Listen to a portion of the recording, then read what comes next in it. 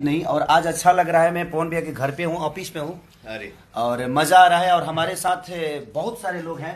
ये बिक्की जी हैं, हम लोग के पूरे जगत सार हैं ये। और ये अमित जी, मोटू जी, ये हमारे दीपक भैया, जो कि ऐसे एक इंसान है कि पूरे कलाकारों के दिल में रखते हैं और हर कलाकार के दिल में हैं भी ये। और वो निशांत उज्ज्वल जी हैं, प्रशांत निशांत उज्ज्वल। इनका एक सिनेमा आया था, इन्होंने बनाया है। बहुत सारा सिनेमा रिलीज भी करते हैं। मेहंदी लगा के रखना तेरी इन्होंने ही बनाया था।